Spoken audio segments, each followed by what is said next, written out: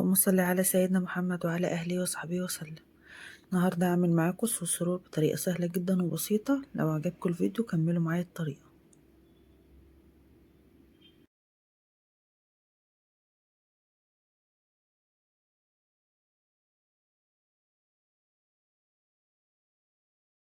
هنبدأ بالمكونات. معايا كوباية من السكر، معلقة من بيكنج باودر، معلقتين نشا، معلقة من الخل، معلقتين محسن جل، 6 بيضات، كوباية من نص كوباية من المية، معلقة زيت، معايا فانيليا وكوبايتين من الدقيق.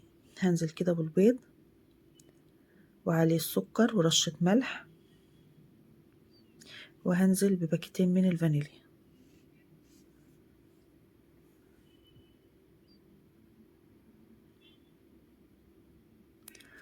وهخفقهم كويس قوي لحد ما لون البيض يتغير معايا زي ما انتوا شايفين كده. كل شوية اللون بيفتح معاكي. هنخفقهم 10 دقايق، وبعد ال10 دقايق نبتدي ان احنا نحط محسن الجل. هياخد له كمان 10 دقايق. مجرد ما نحط محسن الجل القوام بيرتفع معانا وبيتقل زي ما انتوا شايفين كده. بعد كده هحط معلقة الخل بتاعتي عشان تضيع لو في اي ريحة زفارة، وهحط نص كوباية مية عادي فترة كده عادي، يعني مش سخنة ولا ساقعة زي ما انتوا شايفين. وهحط كمان معلقة الزيت. الزيت ده هيديها طراوة، هي معلقة واحدة بس عشان تكون الاسبونج معاكي طري. وهنبدأ نخفق كويس لان القوام بيبقى معانا تقيل. بعد كده هنجيب الدقيق، هنحط عليه معلقة البيكنج باودر ومعلقتين النشا، نقلبهم كويس وننزل عليهم بالخليط بتاعنا. الخليط بيكون معايا سميك، ما بيكونش خفيف.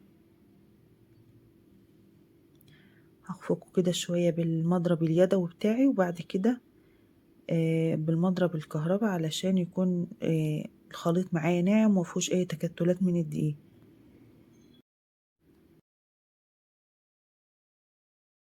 اهم حاجة الخطوة دي علشان الدقيق ما يكلكعش، وكل الخليط يكون حلو كده وناعم. بعد كده هدهن الصاج بتاعي، ده صاج كبير، واحط فيه ورقة من الزبدة برضو ادهنها زيت، واحط الخليط وهبتدي ان انا اسويه بالطريقة دي. اهم حاجة تسويه كويس علشان يطلع شكله حلو. طبعا الفرن هيكون متسخن على درجة حرارة 180. هتسخنيه اقل حاجة 10 دقايق. وبعد كده هتخبطي كده، اهم حاجة الخطوة دي انك تخبطي الصاج في الرخام. بتدخلي الاسبونج بعد من 10 دقايق لربع ساعة على حسب درجة حرارة فرنك، طبعا على درجة حرارة 180. هو هنا قعد معي 10 دقايق.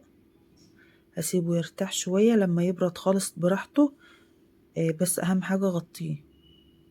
بعد كده لما ارتاح هسلكه كده بسكينة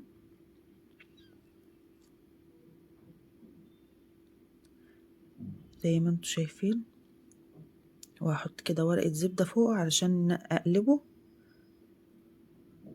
واشيل ورقة الزبدة اللي تحت.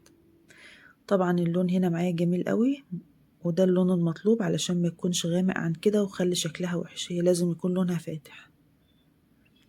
بعد كده هفرد طبقة الكريمة بتاعتي، ونحط طبقة كريمة كويسة علشان وانت بتلفيه ما يبقاش فاضي من جوه، يكون في طبقة كويسة.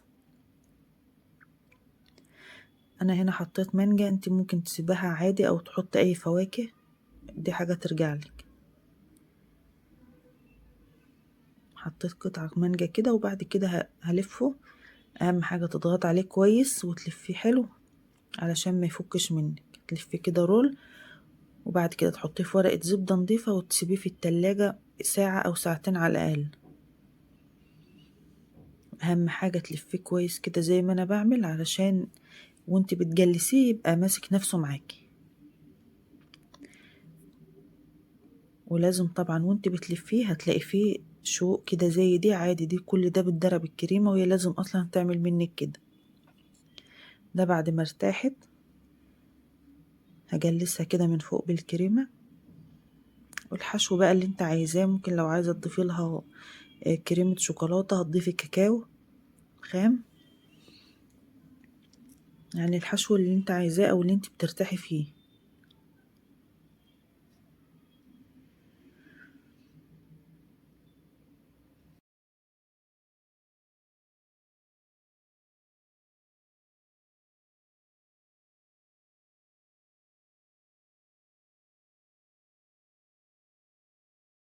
تحط عليها طبقة كريمة من فوق، وبعد كده تعمليها بسكينة زي دي او بشوكة او بسكرابر، اي حاجة عندك، او لو عايزة تخليها كده عادية سادة مفيش مشاكل، بس انا حبيت ان انا اعمل فيها الخطوط دي. هشتغل الاطراف دي، هعمل منها كوبايات من الترايفل تكون حلوة قوي، وهبتدي بقى ان اقطع القطع بالحجم اللي انت عايزاه زي ما انتوا شايفين. هي عملت معايا 9 قطع، واربع كوبايات من الترايفل. شكل المانجا فيها حلو كده من النص، بس لو عايزة تسيبيها سادة عادي. ده الشكل النهائي، لو عجبكم متنسونيش في اللايك. جاتو كان سهل جدا وكان خفيف، طريقة سهلة، جربوها بإذن الله هتعجبكم، وطعمه كان حلو قوي. وعمل معايا برضو كمية كويسة من كوبايتين دقيق، عملت معايا برضو كمية حلوة.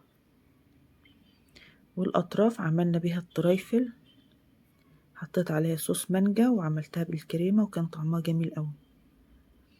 متنسونيش في اللايك والاشتراك في القناة وتفعلوا زر الجرس، تدعموني بكومنت كويس، واستنوني في وصفات كتير.